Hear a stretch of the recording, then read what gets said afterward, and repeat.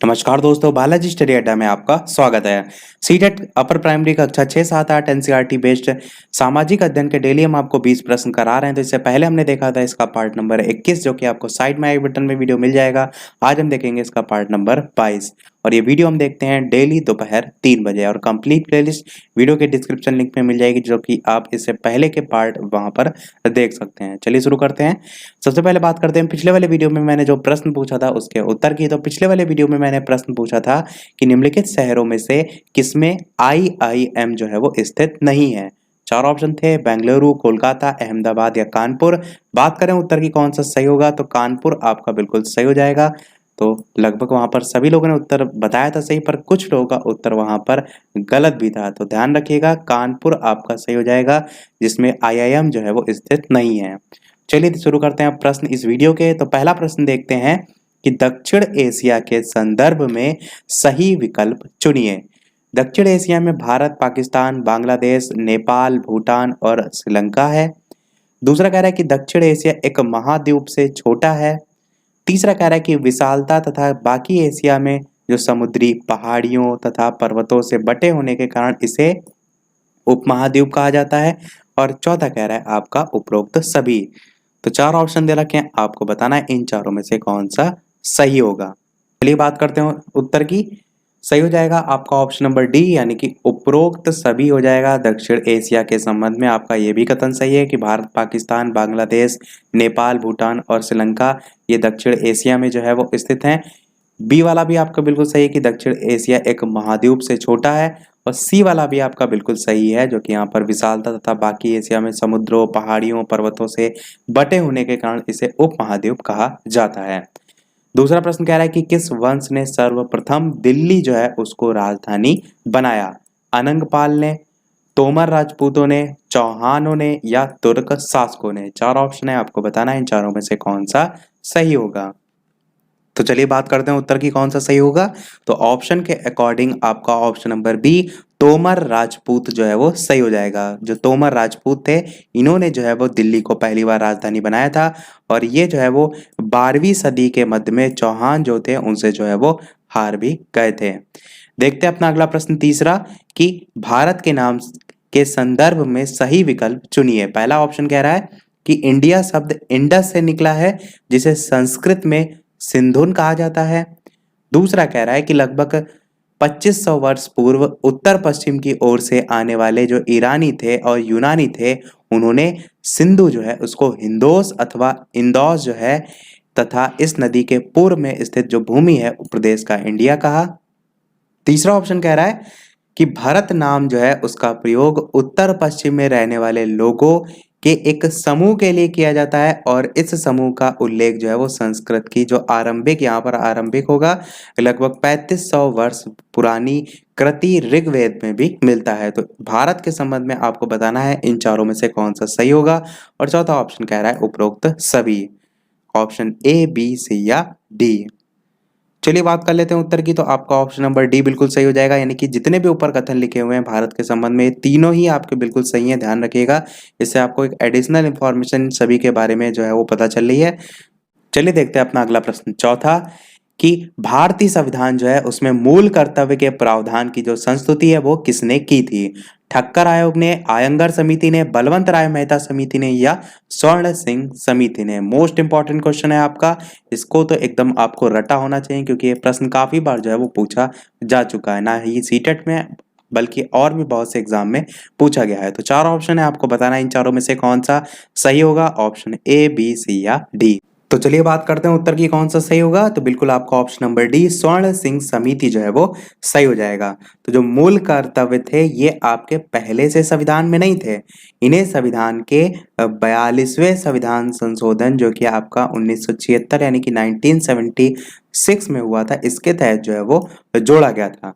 और स्वर्ण सिंह जो समिति थी इसकी सिफारिश पर कह सकते हैं जोड़ा गया था, यही ध्यान रखिएगा। प्रश्न यहीं से पूछा जाता है कुल मूल कर्तव्य जो है इनकी संख्या कितनी है, तो टोटल जो है वो 11 जो है आपके मूल कर्तव्य जो है वो है। मूल कर्तव्य में आता क्या है, जैसे कि आप देखते हैं देश की रक्षा करें या कह सकते हैं जो राष्ट्रीय ध्वज है, राष्ट्रज्ञान, इनका सम्मान करें, संविधान का पालन करें, हमारी जो सामाजिक सांस्कृतिक सारी चीज़ें, मतलब कह सकते हैं जो आपका कर्तव्य है वही सारी चीज़ें इसमें आती हैं।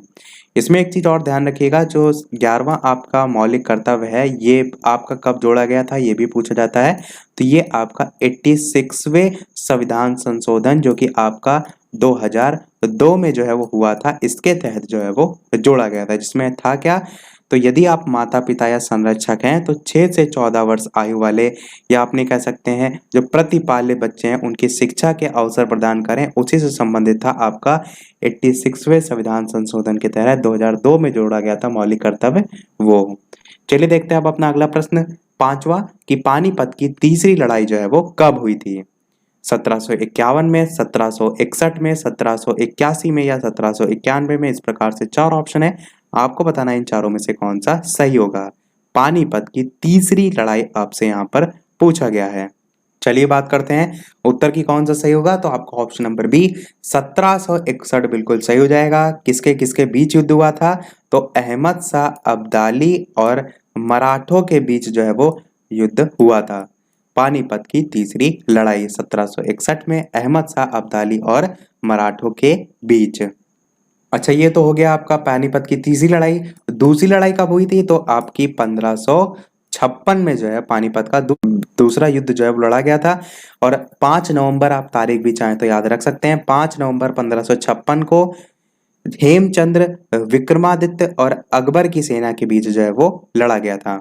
पानीपत की यदि पहली लड़ाई आपसे पूछी जाए तो 1526 में। इसकी तो मैंने ट्रिक भी आपको बताई थी, पानी पीकर, खाना खाकर, चंदेरी चली, घाघरा पहनकर, उसमें चारों सीरियल से जो है आपके युद्ध थे। तो 1526 में पानीपत की पहली लड़ाई हुई थी, जिसमें आपका बाबर और इब्राहिम लोदी जो है वो था। चलिए देखते हैं अपना अगला प्रश्न, छठा प्रश्न क्या कह रहा है कि भारत जो है वो विविधताओं का देश है। निम्नलिखित में से कौन सा कथन भारत में जो विविधता है उसमें एकता को नहीं दर्शाता है। विविधताओं में मतलब आप देखते हैं अलग अलग कल्चर होते हैं, अलग अलग भोजन होते हैं, अलग अलग विविधताएं जो देखने को मिलती हैं, परंतु प्रश्न में आप कह रहा है कौन सा एकता या विविधता में एकता को नहीं दर्शाता है। तो पहला ऑप्शन कह रहा है कि हम विभिन्न भाषाएं बोलते हैं, तो ये तो आपका स्पष्ट रूप से दर्शाता है, तो आपका पहला ऑप्शन तो बिल्कुल नहीं होगा।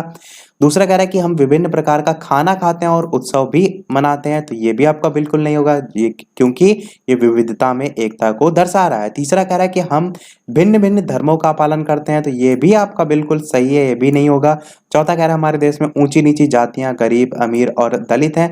बस यही आपका ऑप्शन नंबर डी सही हो जाएगा, जो कि विविधता में एकता को नहीं दर्शा रहा, बाकी सभी जो है वो दर्शा रहे हैं।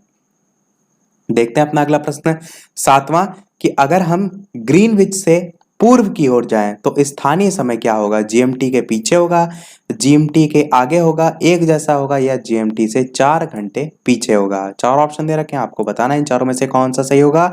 जीएमटी यहाँ पर जो लिखा है इसकी फुल फॉर्म होती है ग्रीनविच मीन टाइम।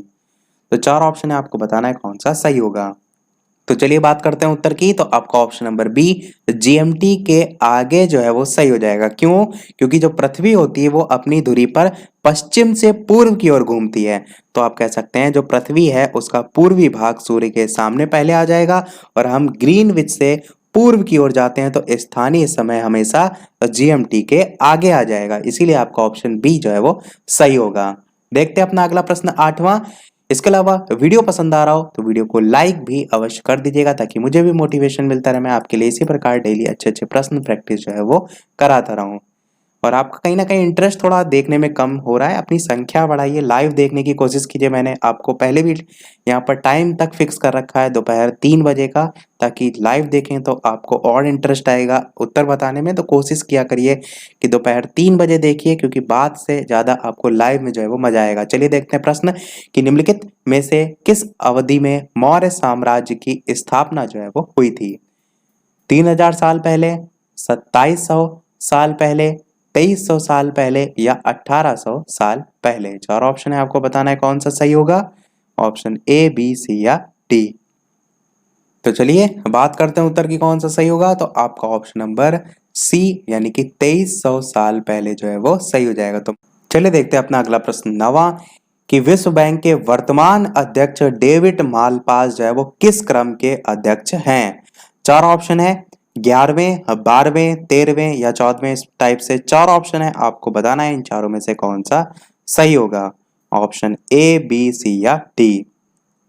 तो चलिए बात करते हैं उत्तर की, कौन सा सही होगा। तो आपका ऑप्शन नंबर सी 13वें जो है वो सही हो जाएगा। तारीख ध्यान रखिएगा, इंपॉर्टेंट है बहुत प्रश्न आपका। 5 अप्रैल 2019 को, 5 अप्रैल 2019 को अमेरिकी वित्त विभाग के डेविड जो मालपास हैं, जो कि आपका प्रश्न में नाम देके लिखा भी हुआ है, तो डेविड मालपास जो है इनको विश्व बैंक के 13वें अध्यक्ष के तौर पर जो है वो चुना गया था। इससे पहले कौन थे इस पद पर? तो इससे पहले जो थे उनका नाम था जिम योंग किम। नाम आपने अवश्य सुना होगा। जिम योंग किम इसलिए फेमस थे क्योंकि 2013 में उनको जो फोर्स जो पत्रिका जारी करती है उसके द्वारा विश्व के सबसे ताकतवर लोगों की सूची में 50वें स्थान पर जो है वो स्थान मिला था। तो इससे पहले यानी कि 12वें अध्यक्ष यदि आपसे पूछा जाए तो जिम योंग किम थे। और वर्तमान में इस समय प्रेजेंट में कौन है? तो डेविड मालपास वर्तमान में जो है वो चल रहे हैं और आज की तारीख तक यही बने हुए हैं। 2020 आपका ये जून माह चल रहा है, तो इसमें भी अभी तक यही है। चलिए देखते हैं अपना अगला प्रश्न 10वां, कि मिस्र के एक शहर रोसेटा में एक शिलालेख की खोज होती है। इस पर 3 अलग अलग भाषाएं एक अंडाकार आकृति में उकेरी गई हैं, जिसे कार्टूस कहा जाता है। शिलालेख में पाए गए मिस्र के जो अक्षर हैं एल और ए जो है वो किसके लिए प्रदर्शित किया गया है, ये यहाँ पर पूछा गया है। 4 ऑप्शन है, एक शेर के लिए, एक पक्षी के लिए, एक सेब के लिए या एक राजा के लिए। 4 ऑप्शन है, आपको बताना है इन चारों में से कौन सा सही होगा। तो चलिए बात करते हैं उत्तर की, कौन सा सही होगा। तो आपका यहाँ पर ऑप्शन नंबर बी एक पक्षी के लिए जो है वो सही हो जाएगा। ये यहाँ पर जो लिखा हुआ है ये आपका रोसेटा शिलालेख में जो मिस्र के अक्षर हैं उसके आधार पर पूछा गया है। अक्षर कौन सा पूछा गया था? ए पूछा गया था। और प्रश्न में देखिए तो ए और एल दोनों ही दिए गए हैं, यानी कि एल आपका छूट गया है। तो एल से आपका क्या प्रतीक होता है? तो एल से आपका होता है शेर का। शेर, अगर एल आपसे पूछा गया होता तब आप कहते हैं कि ये जो है वो शेर का प्रतिनिधित्व करता है, जबकि जो ए है ये आपका पक्षी का जो है वो प्रतिनिधित्व करता है। अगला प्रश्न देखते हैं 11वां, ग्लोबल वार्मिंग का मुख्य कारण जो है वो क्या है? ओजोन परत में छिद्र, औद्योगिक प्रदूषण, वनों का कटाव या गरीब जो देश हैं उसमें गंदगी। 4 ऑप्शन है, आपको बताना है इन चारों में से कौन सा सही होगा। ऑप्शन ए, बी, सी या डी। तो चलिए बात करते हैं उत्तर की, कौन सा सही होगा। तो आपका बिल्कुल ऑप्शन नंबर बी सही हो जाएगा, यानी कि औद्योगिक जो प्रदूषण है इसके कारण जो ग्लोबल वार्मिंग है ये आपका हो रहा है। यानी कि ग्लोबल वार्मिंग का मुख्य कारण क्या है? औद्योगिक प्रदूषण आपका सही हो जाएगा। देखिए ऑप्शन जो 1 है कितना अच्छा कंफ्यूज करने के लिए आपको दिया है, ओजोन परत में छिद्र। तो ओजोन परत में छिद्र जो है ये ग्लोबल वार्मिंग का कारण नहीं है, ये आप कह सकते हैं ग्लोबल वार्मिंग जो है उसके प्रभाव के कारण आपका ओजोन परत में छिद्र हो रहा है। तो ये आपका खुद एक औद्योगिक प्रदूषण के प्रभाव में ही आ जाएगा। तो यहाँ पर आपका ऑप्शन ए जो है वो नहीं होगा, औद्योगिक प्रदूषण ऑप्शन नंबर बी जो है आपका सही हो जाएगा। चलिए देखते हैं अपना अगला प्रश्न 12वां। प्रश्न कह रहा है कि मात्र पक्ष की ओर से मुगल वंशज कौन थे? तुर्क, मंगोल, अफगान या रोमन। इस प्रकार से 4 ऑप्शन दे रखे हैं, आपको बताना है इन चारों में से कौन सा सही होगा। ऑप्शन ए, बी, सी या डी। तो चलिए बात करते हैं उत्तर की, कौन सा सही होगा। तो बिल्कुल आपका ऑप्शन नंबर यहाँ पर बी मंगोल जो है वो सही हो जाएगा। जो यहाँ पर मुगल वंश को लेकर पूछा गया है तो ये आपका जो मुगल थे ये मात्र पक्ष से चंगेज खान के वंशज थे। तो जो चंगेज खान थे वो मंगोल साम्राज्य, जो कि आपका ऑप्शन बी में लिखा हुआ है, मंगोल साम्राज्य के संस्थापक और एक महान खान के रूप में जाने जाते थे। पूछा आपसे चंगेज खान जो है वो मंगोल साम्राज्य के संस्थापक के रूप में ही जाना जाता है। तो आपका ऑप्शन बी जो है वो सही हो जाएगा। देखते हैं अपना अगला प्रश्न 13, कि जवाहरलाल नेहरू ने अपनी किताब भारत की खोज यानी कि डिस्कवरी ऑफ इंडिया में वर्णन जो है वो किसका किया है? ये भी ध्यान अवश्य रखिएगा कि जो डिस्कवरी ऑफ इंडिया यानी कि भारत की खोज, ये पुस्तक जो है वो जवाहरलाल नेहरू की है। ये भी काफी इंपॉर्टेंट है। अब आपसे पूछा गया पुस्तक में वर्णन किसका किया गया? अनेकता में एकता का, पूर्वाग्रह एवं भेदभाव का, जेंडर संवेदनशीलता का या रुचिबद्ध धारणाओं का। यहाँ पर रुचिबद्ध नहीं रूढ़िबद्ध धारणा होगा ऑप्शन नंबर डी में। तो 4 ऑप्शन दे रखे हैं, आपको बताना है इन चारों में से कौन सा सही होगा। तो चलिए बात करते हैं उत्तर की, कौन सा सही होगा। तो आपका ऑप्शन नंबर ए अनेकता में एकता जो है वो सही हो जाएगा। अब देखिए बात करते हैं इसके बारे में। तो जो भारत की खोज पुस्तक है इसकी रचना कब हुई थी? तो 1944 में जो है वो हुई थी। समय की बात करें तो अप्रैल सितंबर माह जो है उसके बीच हुई थी। जो जवाहरलाल नेहरू हैं इन्होंने अहमदनगर की जेल थी उसमें जो है जवाहरलाल नेहरू जो है इनके द्वारा रचना भारत की खोज की जो है वो की गई थी। स्टार्टिंग में तो ये जो पुस्तक थी इसको केवल अंग्रेजी भाषा में लिखा गया था, परंतु बाद में इसे हिंदी और उसके साथ साथ बहुत सी जो भाषाएं उसमें ट्रांसलेट जो है वो किया गया था। देखते हैं अपना अगला प्रश्न 14 कि भूविज्ञान ज्यादातर डैश के अध्ययन से संबंधित है? चट्टानों के, महासागरों के, नदियों के या पत्थर के? चार ऑप्शन है, आपको बताना है कौन सा सही होगा। तो चलिए बात कर लेते हैं उत्तर की। अब तक आपने उत्तर अवश्य सोच लिया होगा, तो बिल्कुल आपका ऑप्शन नंबर ए चट्टानों सही हो जाएगा। यानी भूविज्ञान ज्यादातर चट्टानों के अध्ययन से संबंधित जो है वो होता है। अगला प्रश्न देखते हैं 15 कि भारतीय कार्यपालिका का प्रधान जो है वो कौन होता है? राष्ट्रपति होता है, प्रधानमंत्री होता है, संघ सरकार व कैबिनेट सचिव होता है या उपयुक्त में से कोई नहीं? चार ऑप्शन है, आपको बताना है ऑप्शन ए, बी, सी या डी कौन सा जो है वो सही होगा। तो चलिए बात करते हैं उत्तर की। तो आपका ऑप्शन नंबर ए राष्ट्रपति जो है वो बिल्कुल सही हो जाएगा। इंपॉर्टेंट क्वेश्चन है, ध्यान रखिएगा कि भारतीय कार्यपालिका जो है उसका प्रधान कौन होता है? तो राष्ट्रपति जो है वो होता है। राष्ट्रपति के बारे में बात करें तो राष्ट्रपति जो है किस आर्टिकल से संबंधित है? तो अनुच्छेद 58 यानी कि 58 से जो है वो संबंधित है। यानी आप कह सकते हैं आर्टिकल 58 में कि राष्ट्रपति में क्या क्या योग्यताएं होनी चाहिए वो सारी आती हैं, जैसे कि भारत का नागरिक हो और 35 वर्ष की आयु पूरी कर चुका हो। यह जरूर ध्यान रखिएगा क्योंकि एज फैक्टर कंफ्यूज हो जाते हैं आप 25, 30, 35 इसमें। तो 35 वर्ष की जो है वो आयु पूरी कर चुका हो, लोकसभा का सदस्य निर्वाचित किए जाने के लिए योग्य हो, चुनाव के समय जो है वो लाभ का पद धारण ना किया हो। तो ये सारी चीजें होती हैं राष्ट्रपति के चुनाव में। देखते हैं अपना अगला प्रश्न 16 की किसी देश की नीतियों को कौन प्रशासित करता है? देश की सरकार, देश की सुप्रीम कोर्ट, देश के प्रधानमंत्री या देश के राष्ट्रपति? किसी देश की जो नीति है उनको जो है वो कौन प्रशासित करता है? चार ऑप्शन है, आपको बताना है कौन सा सही होगा। तो चलिए बात करते हैं कौन सा सही होगा। आपका ऑप्शन नंबर ए देश की सरकार जो है वो सही हो जाएगा। तो किसी भी देश की नीति को कौन प्रशासित करता है? तो आप कह सकते हैं देश की जो सरकार है वो जो है वो प्रशासित करती है, जिसमें आपका कार्यपालिका या कह सकते हैं राजनीतिक संप्रभुता इनकी शक्तियों का प्रयोग करने का अधिकार जो है कहीं ना कहीं देश की जो सरकार है उसको जो है वो प्राप्त होता है। अगला प्रश्न देखते हैं 17 कि नालंदा विश्वविद्यालय किसके लिए विश्व प्रसिद्ध था?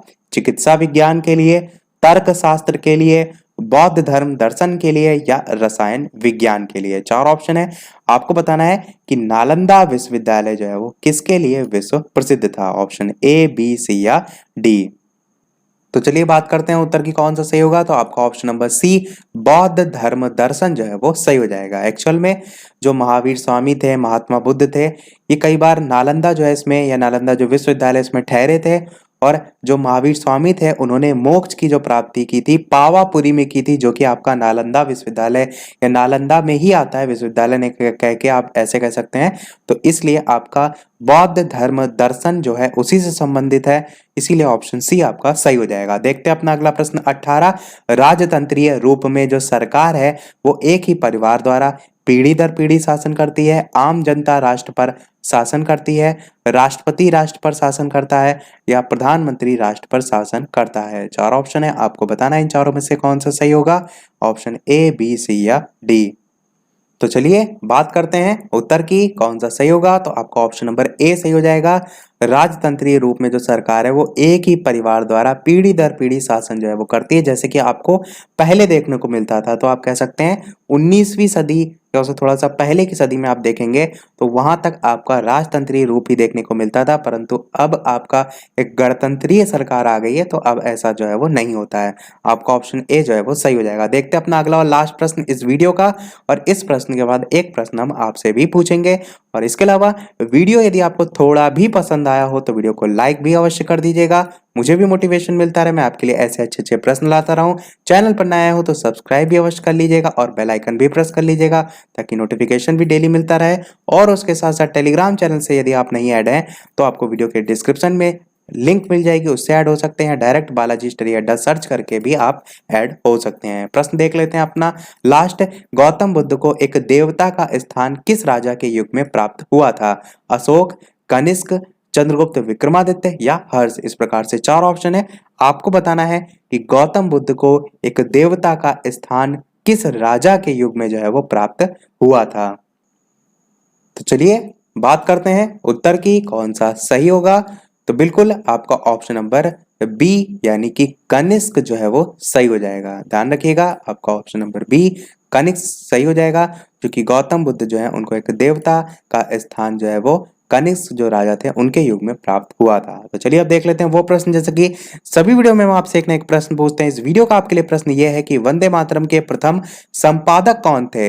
अरविंद घोष, रविन्द्रनाथ टैगोर, बंकिम चंद्र चट्टोपाध्याय या Rash Behari Bose. Option A B C D करके भी आप बता सकते हैं, या डायरेक्ट भी कंप्लीट नाम टाइप करके भी बता सकते हैं।